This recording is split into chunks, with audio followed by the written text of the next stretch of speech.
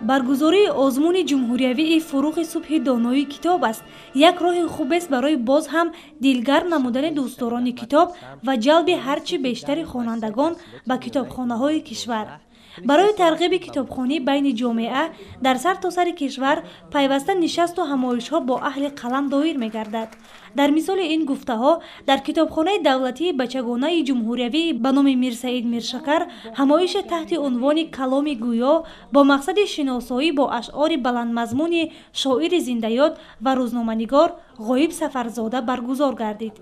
эҷодиёти шоир хислатҳои наҷиби инсонӣ, ишқу муҳаббати поки ҷавонӣ, комёбиҳои беназири халқу ватанро тараннум мекунад.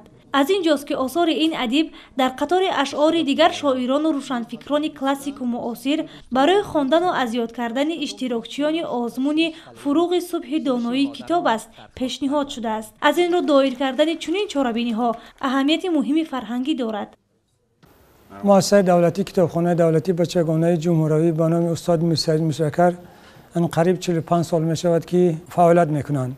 مقصدهای کارمندان مؤسسه دولتی ما از آن عبارت است که در بلند برداشتن معنویات کودکان نوآوران حصه‌گذار باشیم. در این چاره‌بینی ادیبان نکته سنج، هم پیشگان، دوستداران، اخلاصمندان شاعر حضور داشتند و ما کوشش کردیم که در این چاره‌بینی برای کودکان و نوآوران از اشعار این شاعری زنده‌یاد که برای تمام نسل هم کلانسالان هم نسل کودکان و نوآوران که اثرها آفریده، شعرها، دو بیت‌ها، رباعی‌ها آفریده است آشنا کردیم. ما کوشش میکنیم که در بلند برداشتن معنویات کودکان و نوآوران حصه‌گذار باشیم. اهمیت برگزار کردن این چاره‌بینی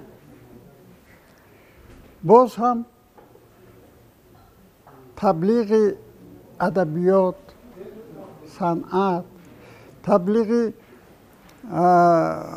اونهایی که در این ساحه ها، در ساحه ادبیات و صنعت و در دیگر ساحه های زندگی هم خدمت کردند.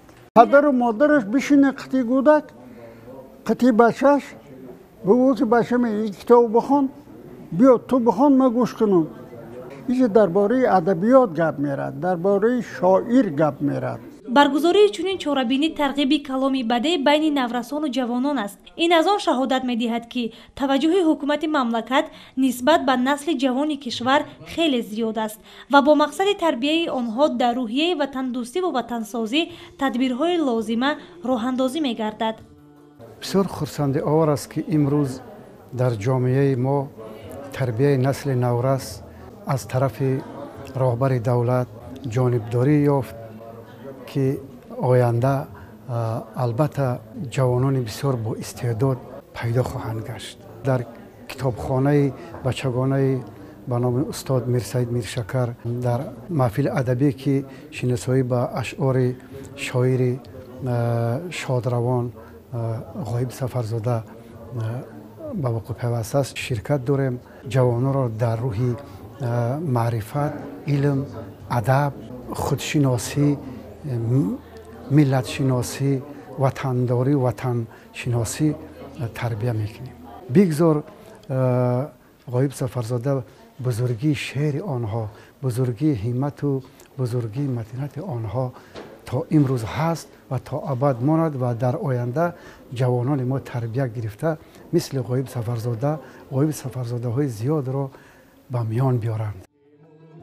با مطالعه آثار این ادیب و درک محتوای آن میتوان درس ادب آموخت. در اشعارش زیبایی‌های طبیعت افسونکاری وطن، آبی زلال و چشمه‌ساران و قله‌های سر به افلاک دیار توصیف یافتند.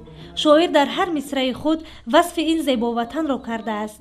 همین است که امروز با ذوق تمام مصرع‌های شعری غایب سفرزاده را زمزمه می‌کنند. دوست کوبدگر در ما مرحبا دل تنگ نیست، نیست ما را چین ابرو در بغل هم سنگ نیست. مطلب آخرش همین است که خصم ما گر دوست گردد از در آید صلح جوی، در زبان و در دل ما هیچ ساز از جنگ نیست.